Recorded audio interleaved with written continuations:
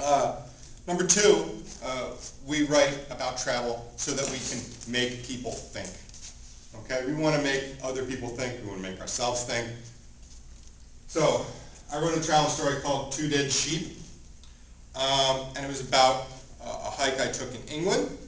Um, and we can make these stories, these could be funny stories, scary stories.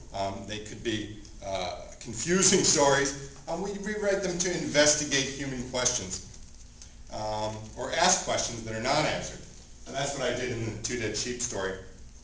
When I was hiking through England. We were doing a 7-day hike, and we were on day 6. And we had had pretty good weather so far for England, which meant light rain, some days.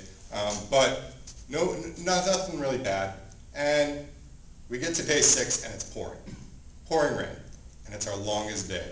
We got 12 miles to do. We got to go over 2 mountain passes and then go up over these moors, this heath, and then back down again.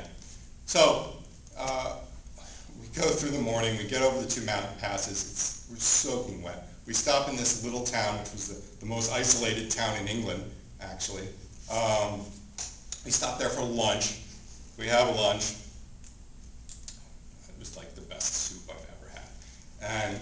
And I was just like, oh, I'm so warm now. And we walk back out into the rain. This is my friend Johan and I, who's my friend since I was 5 years old. He's also in the Place Above the Clouds story. And we go up over this moor, okay? This high sort of plateau. There's other mountains around. You can barely see them. It's pouring rain, fog, clouds, everything around us. We get over the last big hill, and we can see down in front of us, there's this tarn, this lake. And there's like an old abandoned lodge there at the lake, okay? And we're like, oh, looks like an abandoned horror movie set. We're like, oh, it's a horror movie set. And we stumble across 2 dead sheep. They're sitting there directly on the trail, black sheep on the trail, guts spilled out everywhere, okay? On the trail. Not around, it's not 1 dead sheep, 2. So we get a little freaked out, and we're like, this is weird. Why are there 2 sheep here?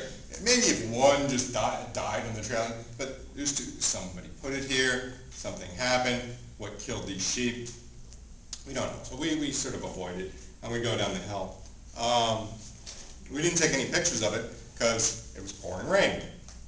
But there was another group of hikers, I'd say about a quarter of a mile behind us.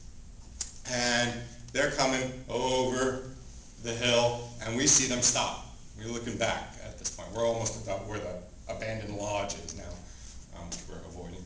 And they're coming over the hill, and they stop. And we can see the flashes of their camera going off back there. And we're like, oh, they made the classic horror movie mistake, right? You never stop and take a picture of the thing, because then the monster comes and gets it. So, we're laughing. And we're continuing down the trail.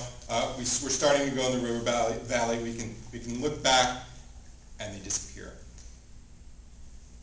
There's a little group of them. No, this is a huge, empty expanse. They're gone, the group who was behind us. Where did they go? We don't know. I'm getting a little nervous. My friend's a scientist. I'm a very logical guy. We're sort of, pretending we're brave. And finally, we're going down through this river valley. We get lost a little bit. We cross this river on this bridge, and we go through a farm. And we close the gate behind us from the farm. And and I said, this is when the travelers think they're safe, and the axe-wielding maniac jumps out and gets them. And just then, as I said this, we heard this howl. Not from the farm here, but from the moor, like a howl, like a wolf howl, or some sort of animal. I don't know what it was. The Hound of the Baskervilles, right? We were freaked out.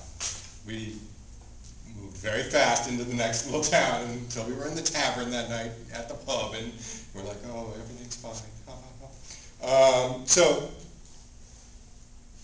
does that make you think? Is the story designed to make you think? It made me think. I don't answer my questions. I don't know what happens. So,